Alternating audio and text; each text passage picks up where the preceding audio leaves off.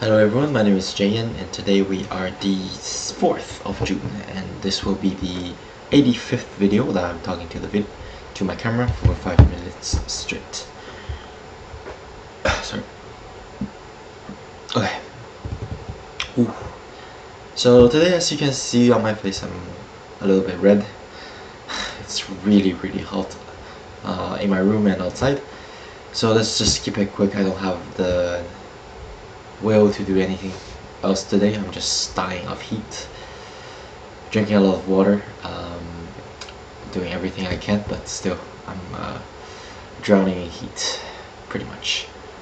Today was a pretty fun day. It was a really relaxed, laid back day, I would say, but yeah, nothing too serious happened or that I know of. We finished with an hour of cardio, an hour of legs, maybe more than 40 minutes of legs. Did the one plate in 35 pretty comfortably. Still, I think I'm missing out on some aspects of my squat. The strength is still building up, but hey, we're going for the 2 plate 5 reps at the end of the training. And I'm progressing slowly but surely, so let's hope that will do.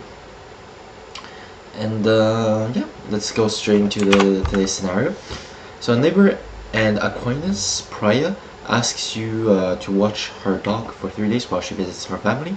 You agree and she drops off her dog and supplies. That evening you notice the dog limping and excessively licking its paw.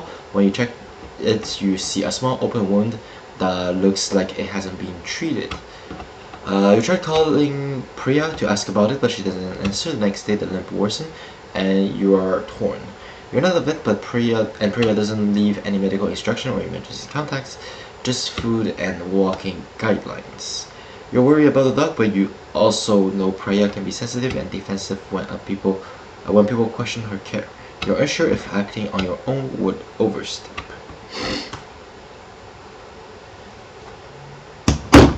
Okay, so let me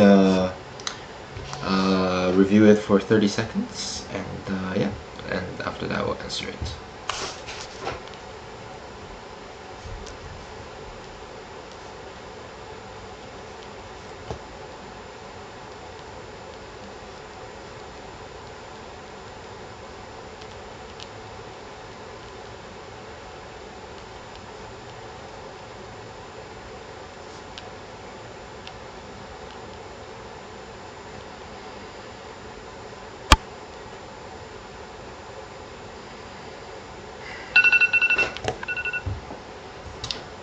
Okay, so first question, interesting. What would you do in this situation and why?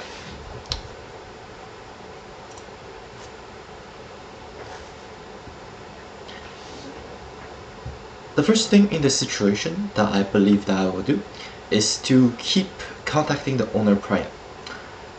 I believe that as a friend who is not a vet, I do not have the required knowledge to diagnose or to know or guess what is really happening to the dog's paw.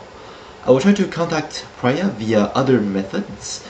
Maybe they were just very tired on one day, or maybe they are on a trip with no Wi-Fi or no signals, things like that, and they will eventually answer anyways. So I will try my best to document the dog situation for Priya, for her to have enough knowledge for it. And if and only if I see the situation worsens to the point where the dog's health is on the line or life is on the line, then I will send them to a vet only at those cases.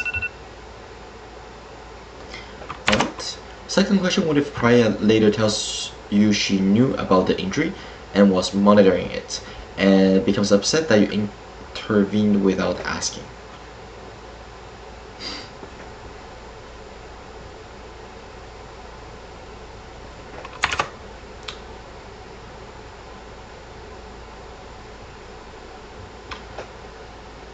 First, I will mention to Priya that we were unaware of this previous acknowledgement, and we just recently found it out.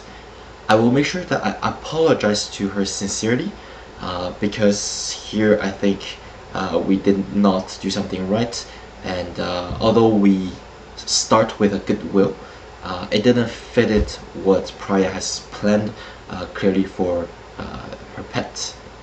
So here I will make sure that I apologize and avoid any escalation of the situation. I will also make it up to her.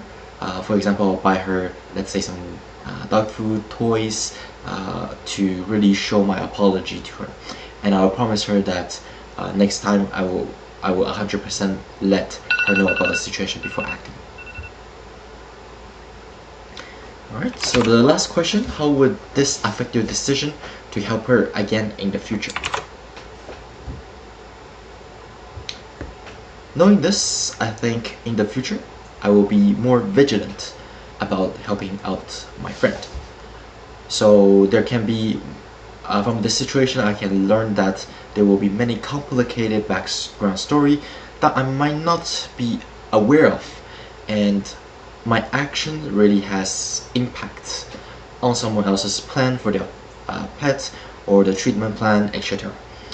So overall, I think from what I learned in this situation is that I will for sure first act more with cautions, and also based on the owner's consent, so with their acknowledgements at all time. And I will make sure to also improve my communications and try to find another emergency way to reach out to my friend if there is any new cases happening. Alright, so let's see the answers for today.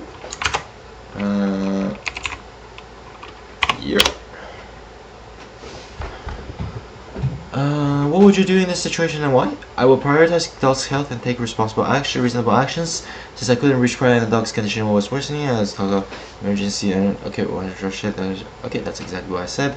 The detailed message explaining ultimately, yes, good. What if Priya tells you she knew about the condition? I will listen to her concerns and calmly explaining my reasoning. I was completely under stress and frustration. I was going behind the back. The condition worsens. I was like taking a forced role. Okay. It will necessarily refuse to help again, but I will ask for clear instructions at next time. Medical calls, emergency contacts. I'll also be clear for on much autonomy. Okay, good. Alright, sounds good. So as for clarifying.